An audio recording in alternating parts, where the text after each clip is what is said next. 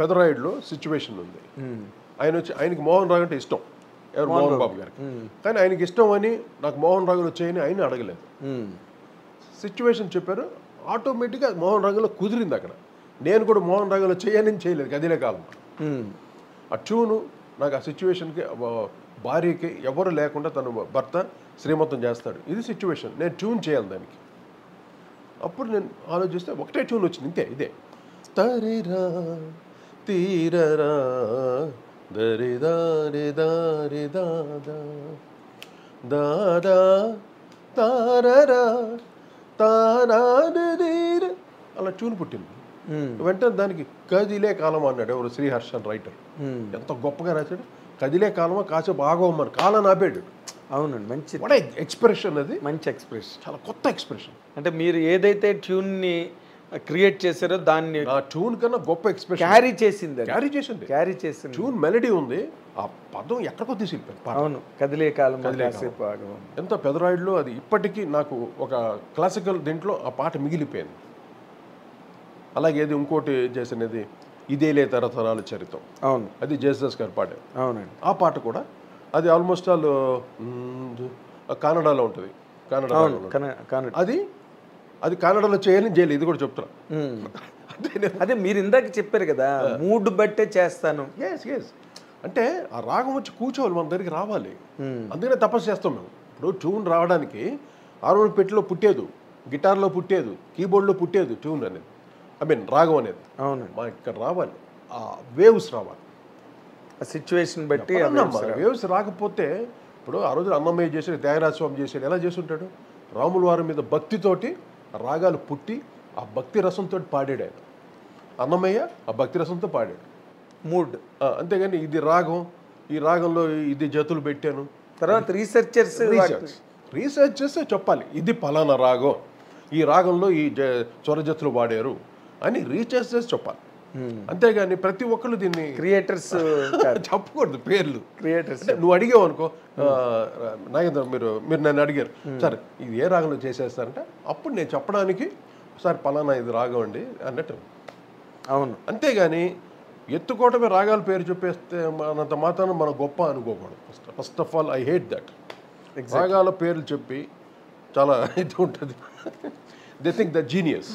అదేలేండి, సూడో very wrong. That's very wrong. అదేలే, ఒక్కొక్క రాగం మహాసముద్రం కన్నా గొప్పది. ఒక్కొక్క రాగం అండి, ఒక్కొక్క స్వరం. ఏంటి స్వరం? ఒక షడ్జమంలో ఉంది. ఎంత ఎంత ఉంది తెలుసు షడ్జమంలో?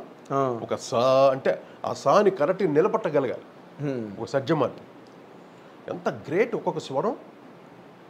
ఏం మ్యూజిక్ అంటే ఊరికేనా? కొందరు మహానుభావులు చేస్తున్నారు పాటలు.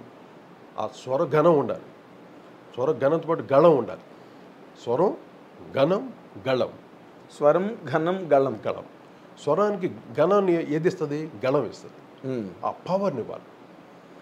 అది హిందుస్థానీ మ్యూజిక్లో ఎక్కువగా ఉంది. మీరు హిందీ పాటలో చూడండి, ఒక్కొక్క స్వరం ఏం లతా మంగేష్కర్ పాడినా, మహమ్మద్ రఫీ గారు పాడినా, కిషోర్ పాడినా, మన్నాడే పాడినా, చెంచల్ పాడినా, ఎవరు పాడినా స్వరం పంచి పవర్ఫుల్గా ఉంటుంది. మనం కొంతమంది పాడేది వేగ్, అలా కొంచెం లైటర్గా ఇచ్చి అలా వదిలేస్తారు స్వరం. ప్రతి స్వరాన్ని హార్మోనియం వాయిస్తే ఎంత పవర్గా వస్తుంది ఒక్కొక్క స్వరం, అంత పవర్ఫుల్గా పలకాలి వాయిస్ అంటే. అది సుశీల్ గారు పరికేవారు, ఘంటసాల గారు పరికేవారు, ఆఫ్కోర్స్ బాలసుబ్రహ్మణ్యం. ఇంకెవరికి లేదు ఆ నాలెడ్జ్. అందుకనే హార్మోనియంతో వాయించి. మీరు నాతో ఒకసారి అన్నారు, ఒక ట్యూన్ ఇస్తే దాని మీద మ్యాక్సిమం సౌండ్ పోసేవాళ్ళు ఘంటసాల గారు, కిషోర్ కుమార్ అని. గ్రేట్. అంటే ప్యూర్ వాయిస్, ఓపెన్ వాయిస్.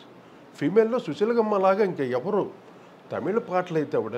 అవునండి, ఎంఎస్ విశ్వనాథ్ గారు, చాలా క్రిటికల్ ట్యూన్స్ అవన్నీ పాడింది. కానీ మహాతల్లి ఏం పాడిస్తుంది. తమిళ్ లాంగ్వేజ్ ఆవిడకి ఎలా వచ్చినో తెల్ల. గ్రేటెస్ట్ అనమాట. ఇప్పుడు లతా మంగేష్కర్ ఆవిడ ఒక హిందీయే పాడింది. సుశీలమ్మ గారు అలా కాదుగా, తెలుగు పాడింది, కన్నడ, తమిళ్, మలయాళం, తుళు లాంగ్వేజ్లో అన్నీ పాడింది ఆవిడ మహాతల్లి.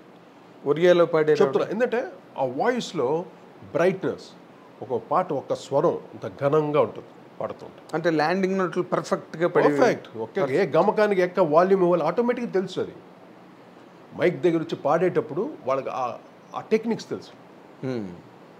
అంటే ఘంటసాల గారిలో 50% అయినా బాలు గారు స్కోర్ చేశారండి?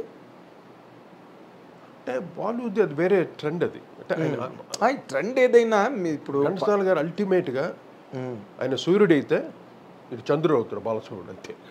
Okay. It's a powerful Ghantasala గారిది voice, the most powerful voice.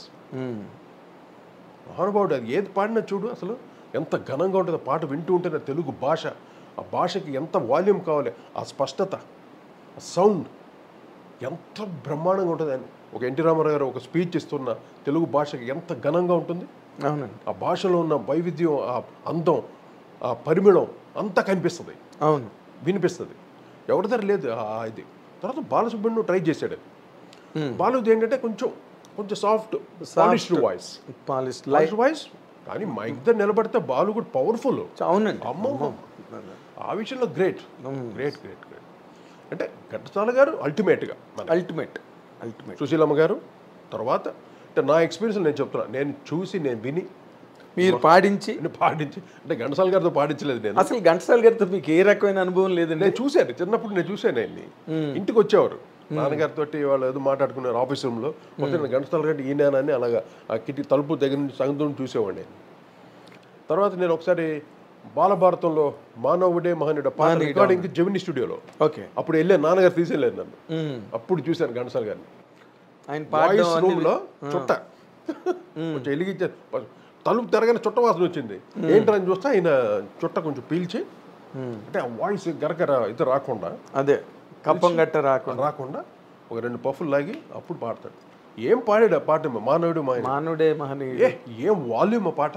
అమ్మో, అసలు ఆయన ఇప్పుడు ముందరున్న చిన్నదాన్ని అందమేమో పాడారు నాన్నగారు మ్యూజిక్. అసలు మామూలుగా మీరు చూడండి, ఆయన ఘంటసాల గారు సుశీల్ గారు పాడిన పాటలు అన్నిట్లో కూడా ఘంటసాల గారిదే స్టార్టింగ్ నోట్ అవుతుంది. అవును, చరణం. ఎందుకంటే ఆ సాంగ్కి అంత మంచి ఓపెనింగ్ వస్తుంది. ఎందుకంటే బ్యాక్గ్రౌండ్ అంత లౌడ్ అయ్యి వచ్చిన తర్వాత డ్రాప్ అవ్వకూడదుగా.